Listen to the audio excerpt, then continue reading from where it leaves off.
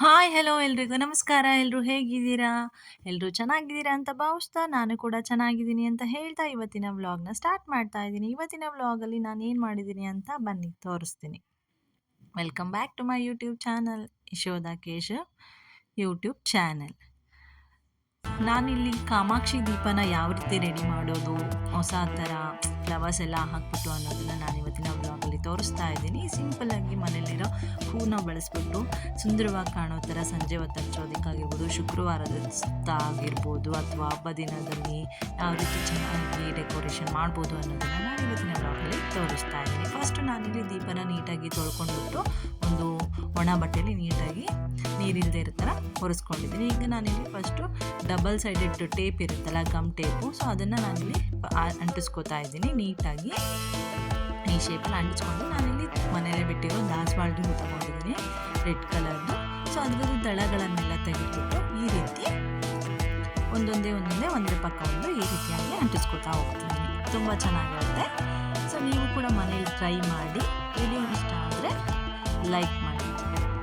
ಹಾಗೆ ಇನ್ನೂ ಯಾರೆಲ್ಲ ನನ್ನ ಚಾನಲ್ಗೆ ಸಬ್ಸ್ಕ್ರೈಬ್ ಮಾಡ್ಕೊಂಡಿಲ್ಲ, ಸಬ್ಸ್ಕ್ರೈಬ್ ಮಾಡ್ಕೊಳ್ಳಿ. ಹಾಗೆ ವಿಡಿಯೋನ ನೋಡ್ತಿರೋರು ಕೂಡ, ಸಬ್ಸ್ಕ್ರೈಬ್ ಮಾಡದೇ ಇರೋರು ಕೂಡ ಸಬ್ಸ್ಕ್ರೈಬ್ ಮಾಡ್ಕೊಳ್ಳಿ. ಹಾಗೆ ಪಕ್ಕದಲ್ಲಿರೋ ಬೆಲ್ ಐಕನ್ನ ಕ್ಲಿಕ್ ಮಾಡಿದ್ರೆ ನಾನು ಮಾಡೋ ವಿಡಿಯೋದು ನಿಮಗೆ ನೋಟಿಫಿಕೇಷನ್ ಬರುತ್ತೆ. ಹಾಗೆ ಅದು ಆಲ್ ಅನ್ನೋ ಆಪ್ಷನ್ ಕೂಡ ಕ್ಲಿಕ್ ಮಾಡಿ.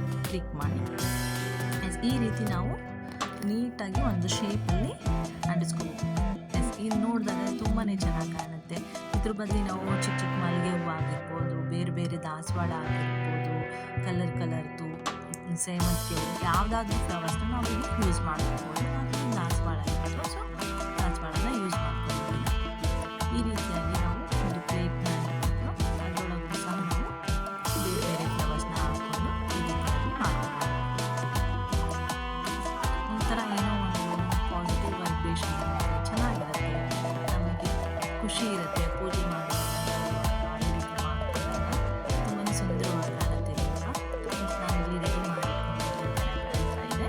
ಅದಕ್ಕೆ ನಾನು ಫಸ್ಟ್ ನೀರಲ್ಲಿ ಅರಶಿನ ಹಚ್ಕೋಬೇಕು.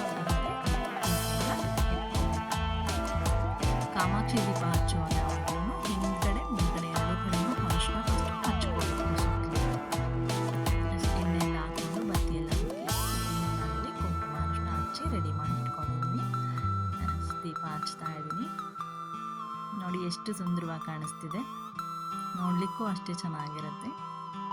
ದೇವ್ರ ಮನೆಯಲ್ಲಿ ತುಂಬಾ ಸುಂದರವಾಗಿ ಕಾಣುತ್ತೆ. ಈ ರೀತಿ ನೀವು ಕೂಡ ಮನೇಲಿ ಟ್ರೈ ಮಾಡಿ. ನಿಮ್ಮ ಮನೆಯಲ್ಲಿರೋ ಹೂಗಳನ್ನ ಉಪಯೋಗಿಸ್ಬಿಟ್ಟು ನಾವು ಇಷ್ಟು ಸುಂದರವಾಗಿ ದೀಪನ ಅಲಂಕಾರ ಮಾಡ್ಕೋಬೋದು. ವಿಡಿಯೋ ಇಷ್ಟ ಆಗಿದ್ದರೆ ಲೈಕ್ ಕೊಡೋದನ್ನ ಮರಿಬೇಡಿ.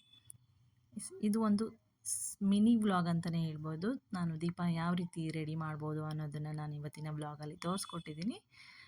ವಿಡಿಯೋ ಇಷ್ಟ ಆಗಿದ್ದರೆ ಲೈಕ್ ಮಾಡಿ. ನೆಕ್ಸ್ಟ್ ವಿಡಿಯೋದಲ್ಲಿ ಇನ್ನೂ ಒಂದು ಬ್ಯೂಟಿಫುಲ್ ವ್ಲಾಗ್ ಜೊತೆ ಬರ್ತೀನಿ. Thank you so much.